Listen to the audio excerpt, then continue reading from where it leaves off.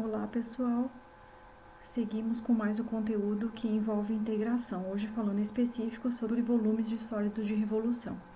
Então, o que nós temos aqui? Que tipo de sólido nós temos? Né? Então, quando você tem uma região que gira em torno de uma reta no plano, essa reta pode ser o eixo X ou não, o sólido resultante é o que nós chamamos de sólido de revolução. Então, dizemos que o sólido é gerado pela região e a reta, né, no qual essa região girou em torno, é o eixo de revolução, tá? Então, eu já coloquei uma primeira figura aqui, um primeiro exemplo, que nós temos aqui uma região, aqui no primeiro quadrante, e esta região aqui, ela fez um giro em torno do eixo X, tá? Quando ela fez esse giro em torno do eixo X, né, um giro de 360 graus, a gente obteve aqui algo bem parecido com um cilindro, tá? Então, o nosso objetivo é calcular o volume desse cilindro, que é chamado um cilindro de revolução, tá? Um outro exemplo aqui, agora ao invés de fazer o giro dessa região em torno do eixo X, eu fiz em torno do eixo Y. Então, acabamos obtendo esta outra região que está aqui. Então, o objetivo é calcular a área de regiões como essas aqui, parecidas como estas. Okay?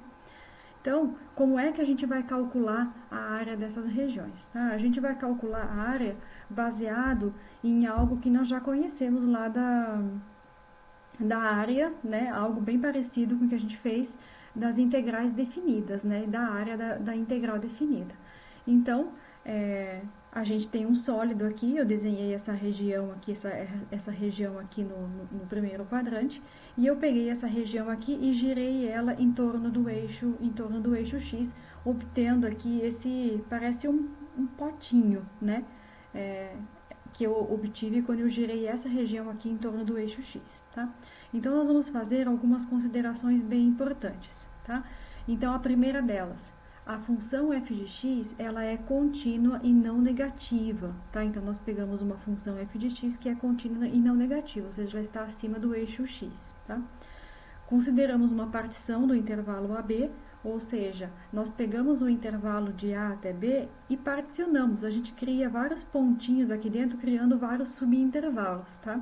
E essa partição, ela não precisa ser de tamanhos iguais, tá? O tamanho, a distância entre A e x1 não precisa ser igual a x1 e x2, tá?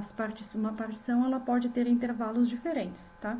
Desde que o A coincida com o x0, o primeiro, e o xn, o último elemento da partição, coincida com o B, tá? Então, e obedece essa regra aqui. Ou seja, todos são menores do que B, ou todos também são menores do que A, tá? Os elementos estão aqui entre A e B, tá? Eu vou definir como ΔXi a base deste meu retângulo aqui. Então, na verdade, ΔXi, né, sem pensar no retângulo, ele é um comprimento que vai de xi menos 1 até xi, por exemplo. Né? Se eu quiser saber o tamanho entre xi menos 1 até xi, basta eu fazer a diferença. Né? Xi menos 1, eu vou obter o ΔXi, tá? Que é o que está escrito aqui. É um comprimento de um intervalo. E pode ser qualquer intervalo, porque como está o i, né, e o i varia aqui, ó, de 0 até n, né, pode ser esse ΔX aí, pode ser qualquer intervalo aqui. Portanto, eu desenhei aqui um retângulo, né, com base ΔXi, que é exatamente o comprimento do intervalo. Esse retângulo aqui pode estar em qualquer lugar, tá? Então, o próximo passo é a gente escolher um ponto qualquer, tá? Então, como eu falei para vocês, esse retângulo aqui, ele podia ter desenhado ele em qualquer lugar, mas eu escolhi, né, desenhar ele aqui, então eu marquei o ponto CI. Seguindo, nós temos que, para cada i indo de 1 até n, nós vamos construir um retângulo, que eu chamei de RI, de base ΔXi e altura f de CI, tá? Então, como eu já tinha falado para vocês, nós temos um retângulo, a base começa aqui e termina aqui, então o tamanho dele é diferença de xi e xi menos 1, que eu chamei de ΔXi, portanto a base do meu retângulo é ΔXi. E a altura do meu retângulo, veja até onde que ele vai. Ele vai exatamente até a função, tá? Então o meio do meu retângulo aqui está indo até a função f. Como eu defini esse pontinho aqui, o CI, Então, a altura do meu retângulo é F aplicado em CI, que é esse pontinho aqui, tá? Por isso que eu fiz essa descrição aqui embaixo. Então, fazendo cada retângulo RI girar em torno do eixo do X, o sólido de revolução obtido é um cilindro, cujo volume é dado por. Então, vejam só, o que eu peguei? Eu peguei esse retângulo aqui e girei também ele em torno do eixo X. Mas eu não fiz isso somente para esse retângulo. Eu fiz para todos os outros. Eu desenhei vários retângulos aqui e girei todos eles em torno do eixo X, tá? A questão é que esse retângulo aqui, quando eu giro ele em torno do eixo X, ele vai fornecer para mim sólidos de revolução, né? Então, vejam que eu tenho um sólido de revolução maior, que eu não sei como calcular o volume, mas eu tenho aqui retângulos. E quando eu faço o retângulo girar em torno do eixo X, eu vou obter um cilindro. E eu sei calcular o volume do cilindro, né? Então, cada um desses cilindros é obtido, né, o volume é obtido por π, que é R ao quadrado, vezes a altura, né? Que é a expressão para a gente calcular o volume de um cilindro, né? Π vezes R ao quadrado vezes a altura. Só que o meu R, né? Quem que é o raio do meu cilindro? Né? O raio do meu cilindro é esse elemento que começa aqui e termina aqui, ou seja, F de CI. Quem que é a altura do meu cilindro? É esse elemento que está aqui, o ΔXi, tá? Então, ao invés de colocar R, nós colocamos F de CI, e ao invés de colocar a altura, nós colocamos ΔXi, porque é baseado na nossa construção, tá? Isso aqui é o volume de um cilindro, mas veja que você tem vários cilindros. Então, o que você vai fazer? Você vai somar todos esses volumes, tá? Então, é isso que eu estou fazendo aqui, ó. O volume disso aqui, ó, né, de todos esses cilindros aqui, desses pequenos cilindros aqui dentro desse sólido de revolução maior, eu vou somar todos eles, ó, indo até N, tá? Então, eu somei cada um deles, posso colocar o π em evidência, né? Então, eu vou chegar nesse elemento que eu tenho aqui, ó, tá? E isso, então, nos fornece a aproximação do volume do sólido de revolução, tá? Mas é claro que, se a gente utilizar essa expressão de somatório, vai ficar um pouco complicado para a gente fazer calcular esse volume dessa maneira aqui, né? Mas a gente já sabe que somatórios, para a gente, aqui, né? A gente pode transformar em integral, desde que, né? Esses intervalos aqui, ΔXi, desde que esses meus cilindros aqui, que a altura do meu cilindro seja bem pequenininha, porque vejam que esses retângulos que eu criei aqui, ó, às vezes está faltando um volume dentro e está sobrando um volume aqui de fora. Quanto menor você fizer esse cilindro aqui, ó, menor vai ser o erro de volume que você tem, tá? Então, a ideia é como é que você faz esse cilindro pequenininho aqui esse cilindro aqui se tornar ainda menor, fazendo com que a base seja menor, né? Ou seja, a sua partição aí tem que ser bem pequenininha, né? E a gente faz isso de que jeito? A gente toma o limite.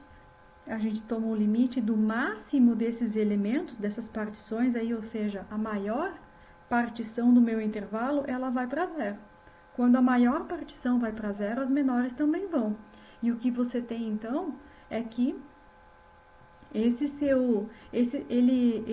limite do somatório vai transformar isso aqui para a gente na integral definida de onde até onde? De A até B. Né? Você faz toda a soma desses retângulos, desses cilindros, né? Dos volumes desses cilindros. Tá? Então, vamos verificar o que nós temos na definição aqui.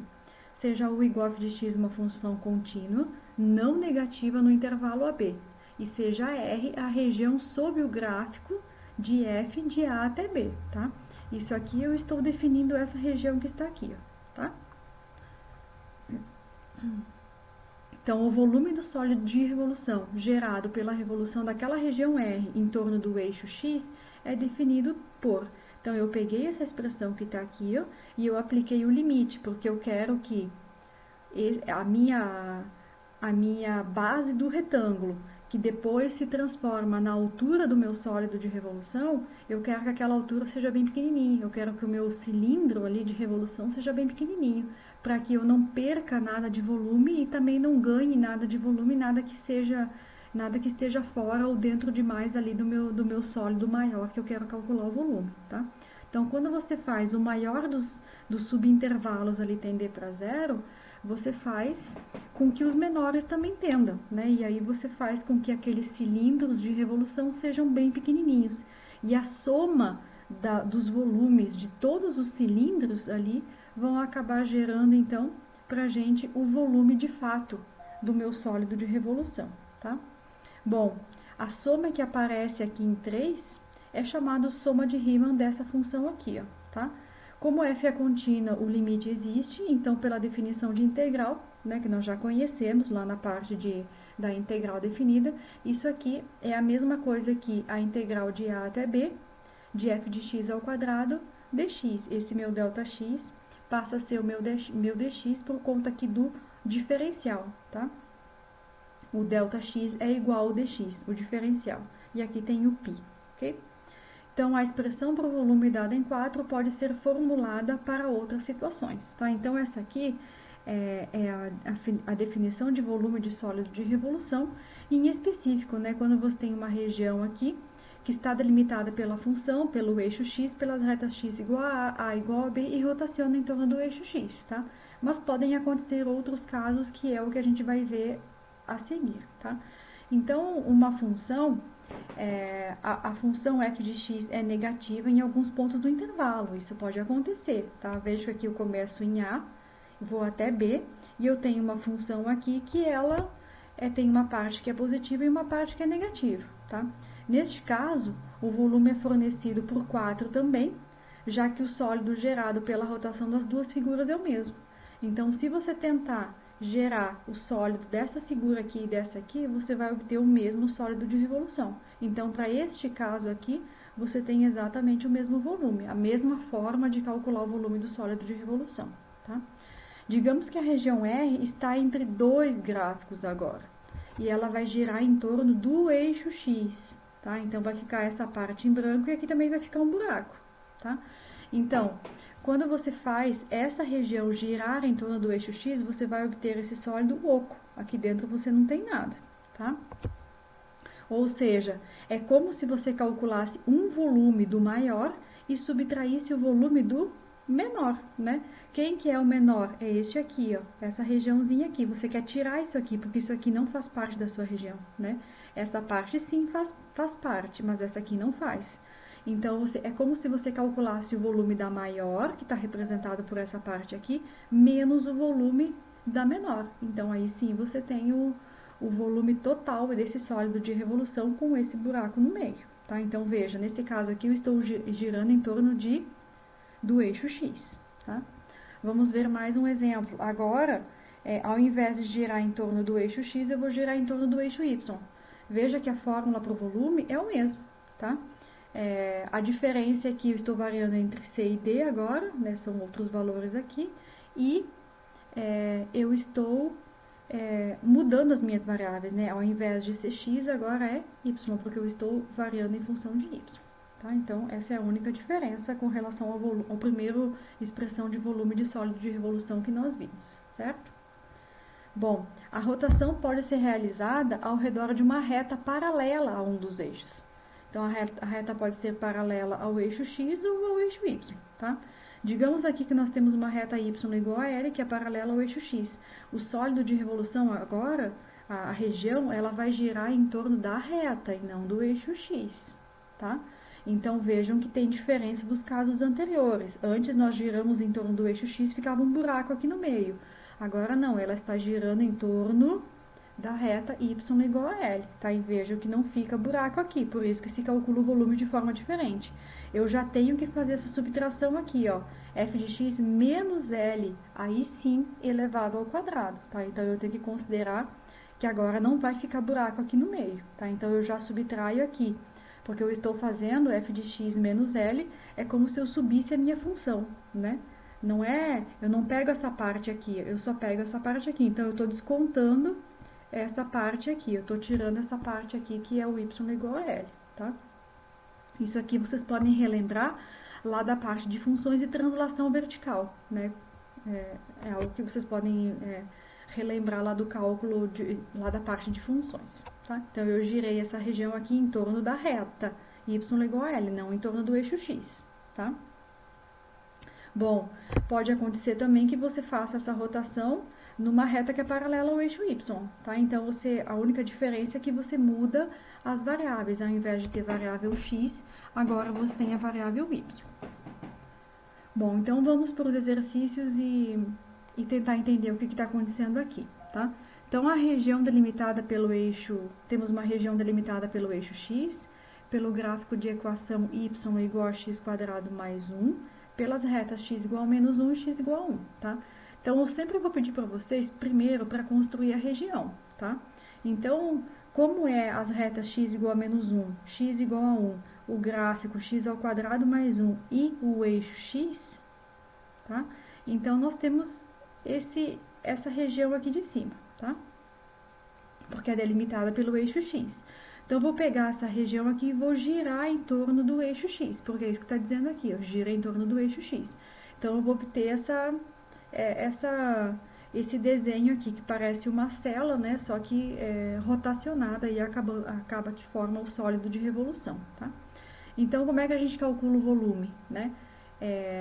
Eu tenho a função, aqui está no primeiro caso, né? Então, a minha integral vem de menos 1 até 1, né? Quem que é a base aqui, ó? A base é o meu ΔX, né?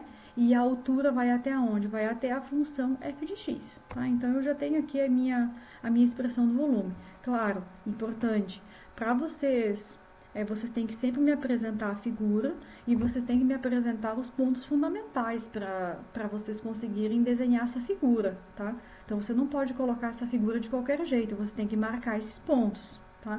Então, eu sei que vai de menos 1 até 1, porque o exercício está mandando, tá? A parábola, ela tem concavidade, vocês têm que descobrir a concavidade da parábola, tá? Vocês não precisam calcular através do vértice. O vértice, vocês conseguem, o vértice eu digo da maneira que vocês aprenderam no ensino médio. Vocês podem calcular através da derivada primeira, né? Lembra de número crítico, né? A derivada primeira, né? Aqui onde a derivada é igual a zero, né? A regra da derivada primeira. Então, se você calcular a derivada primeira e igualar a zero, o valor de x que você vai obter é exatamente o número crítico que está aqui, que é o vértice da parábola, tá? Quando x é zero, você substitui lá e verifica que o y é 1. Então, esse aqui é o seu vértice, tá? Então, você não precisa calcular vértice da maneira que você sabia no ensino médio. Pode calcular, tá? Mas a questão é que aqui você pode utilizar também as coisas que você aprendeu na primeira parte do conteúdo ali, que são as aplicações da derivada, tá? Então, isso aqui vai de menos 1 até 1, π, porque nós temos a fórmula da expressão do volume, né, para cálculo de volume dos cilindros, e a altura não, o raio aqui vai sempre daqui até a minha função, por isso f de x ao quadrado. Quem que é minha f de x? Ou a minha y? X ao quadrado mais 1. Então, você vem aqui e substitui. Veja que os meus limites de integração mudaram. Por que mudaram? Porque essa região aqui é igual, as duas regiões são iguais, né? Então, você não precisa calcular de menos 1. Veja que esse volume aqui é igual a esse volume aqui, né? Então, você não precisa calcular os dois, você calcula 1 e multiplica por 2.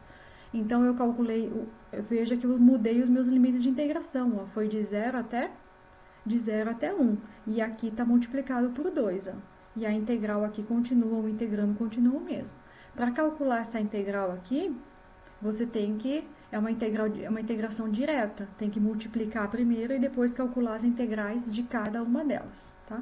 Fazendo isso e aplicando os limites de integração, nós temos 56 sobre 15 π unidades de volume, então, que é o volume desse sólido de revolução, tá?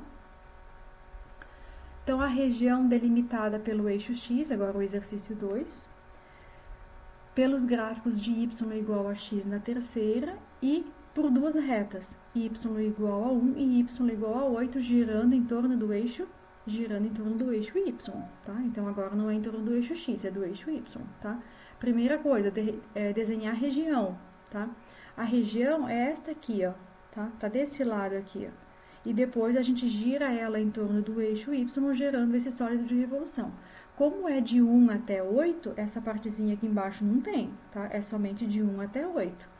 Por isso que a integral aqui ficou π de 1 até 8, e como você girou em torno do eixo y, você tem que reescrever a função aqui, tá? Vejam que aqui está y igual a x na terceira. Então, x vai ser igual a y elevado a 1/3, tá? Tive que mudar. Veja que a minha integral, a minha variação do y aqui, a minha variação é em y, então você precisa mudar a lei da função, tá? Aqui você eleva ao quadrado, você calcula a integral. Calculando a integral e aplicando os limites de integração, você obtém aqui 58,43 unidades de volume para esse sólido de revolução. Ok? Então, estou fazendo um exemplo de cada tipo aí para a gente compreender. Tá? Exercício 3, a região limitada pelo gráfico. Então, nós temos aqui uma parábola, temos aqui uma reta, e pelas retas x igual a 0 e x igual a 1. Agora estão girando em torno do eixo x. Ok? Novamente, construir a região. Então, nós temos uma parábola e temos uma reta. Você precisa encontrar pelo menos o vértice da parábola, né? Sabe-se que a reta, por 2 pontos, passa uma única reta. Então, você precisa estabelecer os pontos, né? Pelo menos 2 pontos aí da reta para você conseguir determinar essa reta, tá? Então, veja que eu fiz quando x é 0, o y é 1. Quando x é 1, o y é 3 meios. Então, tá aqui os pontos da minha reta, tá? E tá aqui a minha parábola. Eu sei que o vértice tá aqui porque eu calculei, tá? Então, na prova, vocês têm que fazer tudo isso também, tá? Esse desenho aqui não vai ser colocado de qualquer jeito. Vocês têm que mostrar essas continhas aqui pra mim, tá? Pra eu saber que vocês sabem desenhar o gráfico de uma função, tá? Então, isso aqui não pode aparecer do nada. Vocês têm que fazer as continhas e me mostrar que de fato o vértice está aqui, tá? Então, calculei a derivada dessa função. A derivada é 0 quando x é 0. Quando x é 0, você volta lá na sua equação e você verifica que o y é 2, tá? Então, o vértice ocorre em 0 e 2, tá aqui. Então, como a região está entre 0, está dizendo que está entre 0 e 1, é somente daqui até aqui, ó, e entre essas duas funções, tá? Está girando em torno da reta ou está girando em torno do eixo x? Em torno do eixo x, tá? Então, vai ficar um buraco aqui no meio. Quando fica um buraco, você pega o sólido maior, o volume do sólido maior e diminui do sólido menor, que é o que nós temos aqui, ó, tá? Bom, vocês têm que elevar ao quadrado aqui, desenvolver todas essas continhas aqui. Para calcular essa integral, tem que elevar ao quadrado, menos isso aqui elevado ao quadrado. Faz a subtração e depois calcula a integral de cada uma delas e aplica os limites de integração, tá?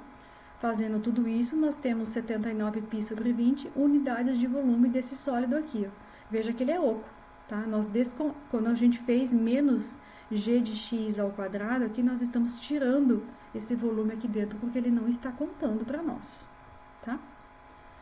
Vamos mais uma agora, exercício 4, exemplo 4. Então, a região delimitada entre o gráfico da função seno x, o eixo x, de menos π meios até 3 π meios, tá? Então, vocês têm que lembrar da função seno. Se vocês não lembram, tem que construir, pegar alguns pontos fundamentais, né, para x e encontrar os valores de y. E aí vocês conseguem montar o gráfico da função seno. Veja que ele só pediu de menos π meios até 3 π meios. Então, é essa região aqui, esta região e esta aqui, tá? Quando você gira isso em torno do eixo x, porque é o que o exercício está mandando, está pedindo, né? Você acaba formando isso aqui, o que parece um chocolate, parece um bombom, né? Parece uma bala. Então, você tem o volume de tudo isso aqui para calcular, né? Só que nós estamos falando aqui da própria função seno de x, né? Então, é o primeiro caso que nós temos, né? Que vai de menos π meios até 3 π meios da própria função seno elevado ao quadrado de x, tá? Então, como é que você calcula essa integral aqui? A integral de seno ao quadrado, a gente aprendeu, né? Que quando o n é par, você substitui por 1 menos cosseno de 2x sobre 2. E o 2 já está lá na frente, ó, tá? E aí você integra a primeira integração simples e a segunda integração por substituição. Você chama o u de 2x, tá? E os limites de integração continuam os mesmos, tá? Então, a integral de 1 em relação a x é x, e essa integral aqui você faz substituição e você encontra essa expressão aqui. Substituindo os limites de integração, você encontra π ao quadrado unidades unidades de volume, tá?